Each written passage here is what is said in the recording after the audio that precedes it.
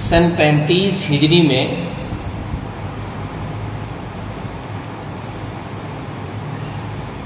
اسی مہینے یعنی ذی الحجہ کی 18 تاریخ کو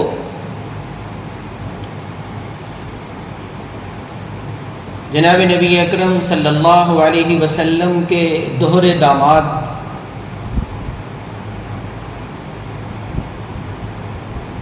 خلیفہ سوم امیر المومنین جامع القرآن حضرت عثمان رضی اللہ تعالی عنہ کی شہادت کا المناک اور کربناک واقعہ پیش آیا۔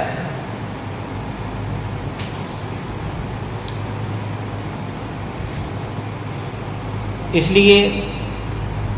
چاہیے تو یہ تھا کہ ہم آج کی اس گفتگو کو مناقب عثمان کے نام کرتے، لیکن آپ لوگوں کے علم میں ہے کہ عید کے دن سویڈن میں ایک بدباطن شخص نے اللہ جل شانہ کے پاک کلام قرآن مجید فرقان حمید کو نظر آتش کیا، جس کے نتیجے میں تقریباً 2.25 ارب مسلمانوں کے جذبات مجروح ہوئے۔ اس لیے ہم آج کی اس گفتگو کو قرآن کریم کے نام کرتے ہیں اور غور کرتے ہیں کہ ایسے واقعات آئے دن کیوں پیش آتے ہیں۔ تو یاد رکھیں کہ قرآن کریم ایک انقلابی کتاب ہے، جو اس سے وابستہ ہوتا ہے، جو اس کو سمجھتا ہے، جو اس کے علوم اور معارف سے شناسائی حاصل کرتا ہے، تو پھر یہ قرآن اپنی پوری عظمتوں کے ساتھ اور اپنی مکمل اہمیت کے ساتھ اس شخص کے دل میں جاگزین ہو جاتا ہے۔ نتیجتاً قرآن کریم کی تعلیمات اس شخص کے عقائد و عبادات پہ ہی اثر انداز نہیں ہوتی، بلکہ اس کے معاملات، اس کی معاشرت اور اخلاق میں وہ عظیم الشان انقلاب پیدا کرتی ہیں کہ یہ شخص دوسروں کے لیے بھی قابل رشک بن جاتا ہے۔ تو قرآن کریم کی اسی خصوصیت کی وجہ سے روز اول سے دشمنان قرآن کریم کی طرف سے مختلف ہتھ کنڈوں، توہین آمیز رویوں کا شکار رہا ہے۔ چنانچہ 1400 سال پہلے اگر ہم دیکھیں، جب قرآن کریم کا نزول شروع ہوا تھا اور قرآن کریم نے انقلاب کا راستہ بنانا شروع کیا، لوگوں کو گرویدہ کرنا شروع کیا، لوگوں کو اپنے گرد اکٹھا کرنا شروع کیا، تو اسی وقت کچھ بدباطن لوگ پوری طاقت کے ساتھ اور پوری قوت کے ساتھ اور اجتماعیت کے ساتھ وہ قرآن کریم کے مقابلے میں آ کے کھڑے ہوئے، اس کے انقلابی راستے میں رکاوٹیں حائل کرنے کے لیے۔ چنانچہ کون سا وہ رویہ تھا توہین کا جو خود جناب نبی اکرم صلی اللہ علیہ وسلم کی حیات طیبہ میں انہوں نے نہیں اپنایا۔ چنانچہ قرآن کریم اس بات پہ شاہد ہے کہ دشمنان قرآن نے کبھی تو قرآن کو شعر کہہ کر اس کی توہین کی، کبھی اس کو ایک مجنون اور پاگل اور دیوانے کا کلام کہہ کر اس کی توہین کی، اور کبھی اسے کہانت اور نجومیوں کی باتیں کہہ کر اس کی توہین کی، اور کبھی اس کی تکذیب کر کے اس کی توہین کی، اور کبھی اس کے مقابلے میں جب قرآن کریم کو پڑھا جاتا اور پڑھنے والے خود صاحب قرآن جناب نبی اکرم صلی اللہ علیہ وسلم ہوتے تو وہ اس کے مقابلے میں تالیاں بجایا کرتے تھے، وہ اس کے مقابلے میں سیٹیاں بجایا کرتے تھے، وہ اس کے مقابلے میں گانے والی عورتوں کو لا کے ان سے گانا سنا کرتے تھے، اور ان ساری کوششوں اور کاوشوں اور ناپاک ان کے افعال کا مقصد یہ تھا کہ قرآن کریم کی یہ جو گونجتی آواز ہے اس کو بند کر دیا جائے، اس کو دبا دیا جائے، یہ لوگوں کے کانوں تک نہ پہنچے، لوگ اس کی طرف متوجہ نہ ہو جائیں۔ لیکن قرآن کریم تو آیا ہی انقلاب کے لیے تھا، قرآن کریم تو آیا ہی لوگوں کو اپنی طرف متوجہ کرنے کے لیے تھا،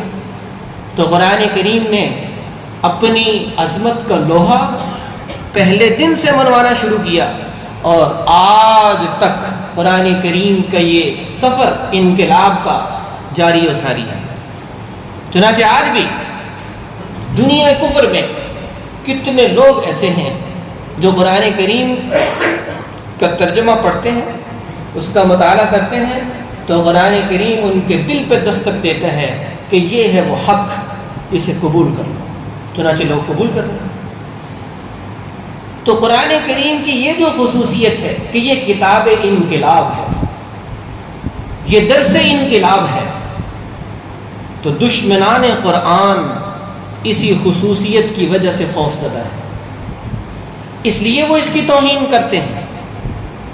اس کے ساتھ ایسے رویے اپناتے ہیں، اور چاہتے یہ ہیں کہ قرآن کریم سے لوگوں کا تعلق توڑ دیا جائے، لیکن انہیں یہ بات معلوم نہیں ہے کہ اللہ جل شانہ نے قرآن کریم کو اتارتے وقت فرما دیا تھا کہ انا نحن نزلنا الذکر وانا لہ لحافظون، کہ ہم اس کے اتارنے والے اور اس کے محافظ بھی ہم ہیں۔ اس لیے قرآن کریم کی یہ تو سویڈن میں ایک بدباطن شخص نے توہین کی ہے، اگر یہ عربوں میں موجود دنیا کفر ساری قرآن کریم کی توہین پہ اتر آئے تو یہ قرآن کریم کا بال بھی بکا نہیں کر سکتے، یہ قرآن کریم کو مٹا نہیں سکتے، اسے دبا نہیں سکتے، اسے ختم نہیں کر سکتے، اس کے انقلابی راستے میں رکاوٹ نہیں بن سکتے، کیونکہ اس کی حفاظت کا ذمہ تو اللہ جل شانہ نے لے لیا ہے۔ اب جو اس کی توہین کرے گا، جو اس کے ساتھ بدسلوکی کا سے پیش آئے گا، وہ خود ہی اپنی عاقبت خراب کرے گا۔ قرآن کریم کی عظمتوں، اس کی رفتوں اور اس کی بلندیوں میں کوئی فرق آنے والا نہیں ہے۔ یہ بالکل ایسے ہے جیسے کوئی شخص چڑھتے سورج سے حسد کرے، جلن کرے اور اس پہ تھوکے تو نتیجتاً وہ تھوک اسی پہ آئے گا۔ بالکل اسی طریقے سے قرآن کریم یہ اللہ جل شانہ کا کلام ہے، اور جتنی کتابیں آسمانی ہیں ان سب کی سردار کتاب ہے، اس لیے اس کے ساتھ جو بھی بغض رکھے گا اسے خود ہی منہ کی کھانا پڑے گی، وہ قرآن کریم کے راستے میں اس کا بغض رکاوٹ نہیں بن سکتا، یہ اسی طریقے سے چلتا رہے گا۔ چنانچہ اگر آپ اپنے خیالات کی دنیا میں 1400 سال پیچھے چلے جائیں اور عرب کی تاریخ اٹھا کے دیکھیں کہ قرآن کریم سے پہلے صورتحال کیا تھی، تو آپ کو نظر آئے گا کہ ہر طرف ظلم ہی ظلم تھا، جور و جفا عام تھا، شراب نوشی اور ڈاکہ زنی معیوب نہیں تھی، جس کی لاٹھی اس کی بھینس کا قانون تھا، لوگ زمین پر پڑے خون کو چاٹ جایا کرتے تھے، معمولی بات پر جب جنگیں شروع ہوتی سال ہر سال تک وہ چلتی چلی جاتی، سینکڑوں نہیں ہزاروں لوگ لقمہ اجل بن جاتے تھے، انسانیت حیوانیت سے بدتر زندگی بسر کر رہی تھی۔ ایسی حالت میں اللہ جل شانہ کو جب ان پہ ترس آیا، اللہ تعالیٰ نے انہی میں سے ایک شخصیت کو منتخب کر کے اسے جب اپنا نمائندہ بنایا، جنہیں ہم حضرت محمد صلی اللہ علیہ وسلم کہتے ہیں، پھر ان کے قلب اطہر پر قرآن کریم کا نزول شروع کیا، اور آپ صلی اللہ علیہ وسلم نے قرآن کریم کی تعلیمات کو عام کرنا شروع کیا، اس کی دعوت دی، اس کا مشن اور اس کا پروگرام لوگوں کے سامنے رکھا، تو تاریخ نے دیکھا کہ چند ہی سالوں میں وہ لوگ جو کل کے بدو تھے وہ پھر قوم کے رہبر اور رہنما بن گئے، وہ لوگ جو کل چوری اور ڈاکے میں لگے ہوئے تھے وہ دوسروں کے نگران اور نگہبان بن گئے، جنہیں بکریاں تک نہیں چلانا آتی تھی قرآن کریم نے انہیں اقتدار کے راستے دکھائے، جن پہ کوئی حکومت کرنے کے لیے تیار نہیں تھا کہ یہ بدو قسم کے لوگ ہیں، یہ حیوانی زندگی بسر کر رہے ہیں، لیکن پھر کیا ہوا کہ قرآن کریم نے انہیں حکمران بنایا۔ یہ لوگ جو زمین پر پڑے خون کو چاٹ جایا کرتے تھے، جنہیں کسی کی عزت کا کوئی لحاظ اور پاس نہیں تھا، لیکن جب قرآن کریم نے اپنا انقلابی سفر شروع کیا تو دنیا نے دیکھا جو کل تک ابو بکر تھے وہ پھر صدیق اکبر کا مقام پا گئے، جو کل تک صرف عمر تھے وہ پھر فاروق اعظم کے تمغے کو لے گئے، جو کل تک صرف عثمان تھے وہ ذو النورین بن گئے، جو حضرت علی کے نام سے پکارے جاتے تھے ان کو اسد اللہ الغالب کا لقب مل گیا۔ اس طریقے سے اور کتنے حضرات صحابہ کرام رضی اللہ عنہم اجمعین جب قرآن کریم سے جڑتے چلے گئے تو قرآن کریم نے ان کی زندگیوں میں، ان کی صبح اور شام میں، ان کے معاملات میں، ان کے گھر کی زندگی میں، باہر کی زندگی میں ایسا انقلاب برپا کیا کہ یہ حضرات صحابہ کی جماعت فرشتوں کے لیے قابل رشک بن گئے، فرشتے ان کی مدد کے لیے اترتے تھے، فرشتے ان کے ہم نشین ہوتے تھے، کیوں کہ انہوں نے اپنے آپ کو قرآن کریم سے وابستہ کیا۔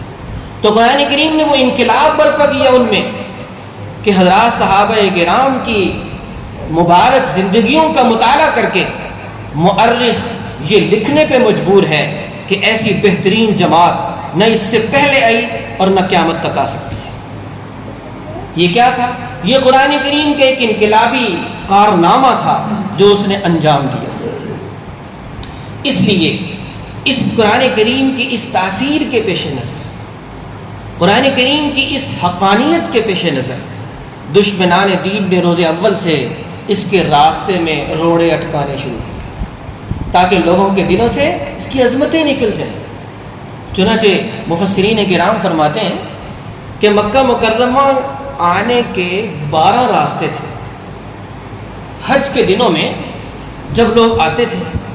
آپ صلی اللہ علیہ وسلم اور حضرات صحابہ کرام ان لوگوں کو کا ایک جگہ پہ جمع ہونا اسے غنیمت سمجھتے تھے اور قرآن کریم انہیں سناتے تھے، قرآن کریم کی ان کو دعوت دیتے تھے۔ تو مشرکین مکہ ان 12 راستوں میں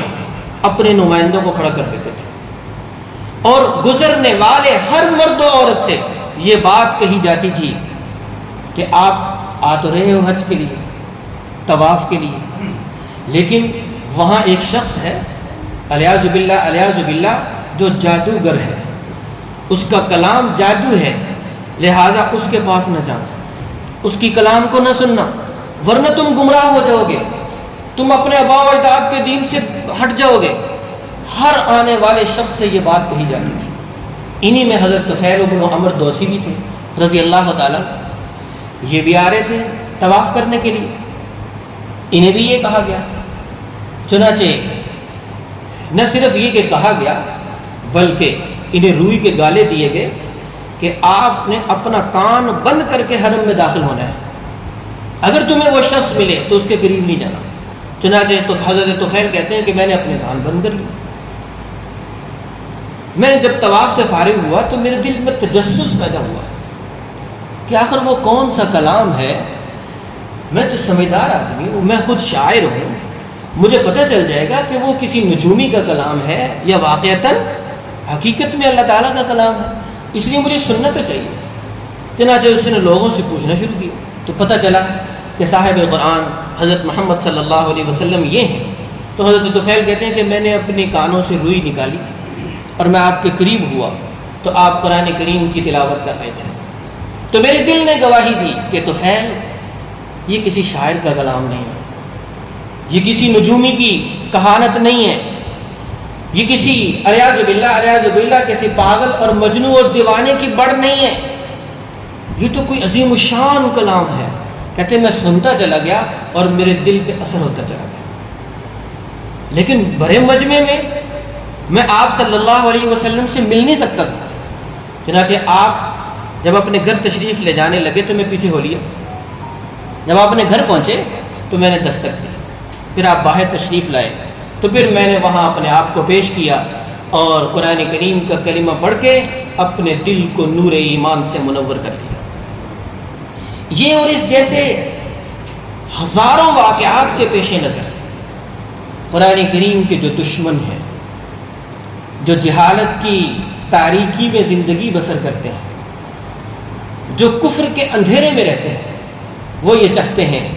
کہ دوسرے لوگ بھی اسی طریقے سے کفر کی تاریکیوں میں زندگی بسر کریں، انہیں کہیں قرآن کا علم روشنیوں تک نہ لے جائے، اس لیے وہ اس طرح کے رویے اپناتے ہیں توہین آمیز۔ کبھی تو کپڑوں پہ پرنٹ کر کے بے حیا لڑکیوں کو قرآن کریم کی آیات کپڑوں پہ پرنٹ کر کے ان لڑکیوں کو پہناتے ہیں، کبھی قرآن کریم کے مقدس اوراق کو واش روم میں پھینکتے ہیں، کبھی نظر آتش کرتے ہیں، کبھی کیا اور کبھی کیا طریقہ اپناتے ہیں، اس لیے کہ قرآن کریم کی عظمت، اس کی رفعت، اس کی اہمیت لوگوں کے دلوں سے نکل جائے۔ لیکن ان جاہلوں کو، ان بدباطنوں کو یہ معلوم نہیں ہے کہ قرآن کریم دلوں سے نکلنے کے لیے نہیں آیا، قرآن کریم تو دلوں پہ حکمرانی کرنے کے لیے آیا ہے۔ قرآن کریم تو مقناطیس ہے، یہ تو لوگوں کو کھینچنے کے لیے آیا ہے، یہ لوگوں کو اپنا بنانے کے لیے آیا ہے، اور جو اس کا ہو جاتا ہے تو پھر قرآن کریم اس کی دنیا کو جنت بنا دیتا ہے، اس کی دنیا کو سکون سے ایسے بھر دیتا ہے کہ وہ پھر قرآن کریم سے دور نہیں ہوتے۔ محترم سامعین، لیکن جب ہم اس بات پہ عقیدہ رکھتے ہیں کہ قرآن کریم اتنی عظمتوں، اتنی رفتوں اور بلندیوں کا مالک ہے، تو پھر قرآن کریم کے کچھ حقوق بھی ہیں ہمارے ذمہ، ہمارے بھی کرنے کے کچھ کام ہیں۔ قرآن کریم کے دشمن جو کر رہے ہیں اپنی جگہ پہ 100 بار کرتے رہے، لیکن ہمارے کرنے کا بھی کوئی کام ہے، اور وہ یہ ہے کہ ہم قرآن کریم کو اپنا امام بنا لیں، ہم اپنا پیشوا بنا لیں، ہم اپنی جیتی جاگتی زندگی میں قرآن کریم کو وہ اثر و رسوخ دیں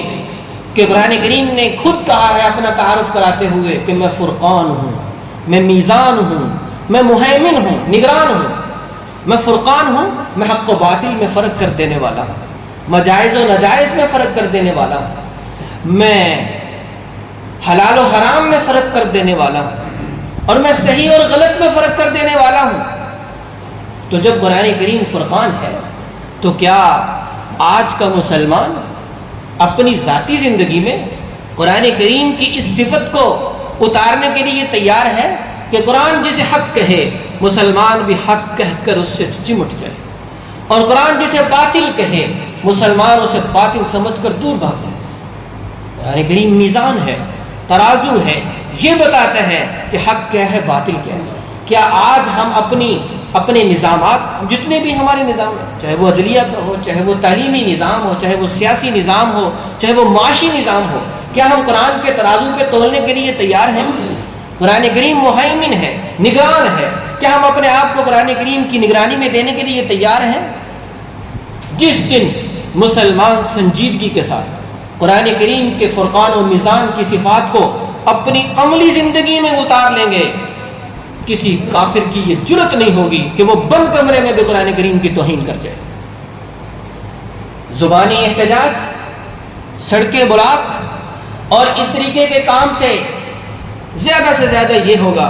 کہ ان کے سامنے ایک عمل آ جائے گا کہ مسلمانوں نے احتجاج کیا ہے، لیکن یاد رکھیں ہم اگر اپنے احتجاج میں وزن پیدا کرنا چاہتے ہیں اور ہمیشہ کے لیے دشمنان قرآن کے سامنے بند باندھنا چاہتے ہیں، تو اس کا حقیقی اور واحد راستہ یہ ہے کہ ہم قرآن کریم کی سچائی کو اپنی زندگی میں اتار لیں،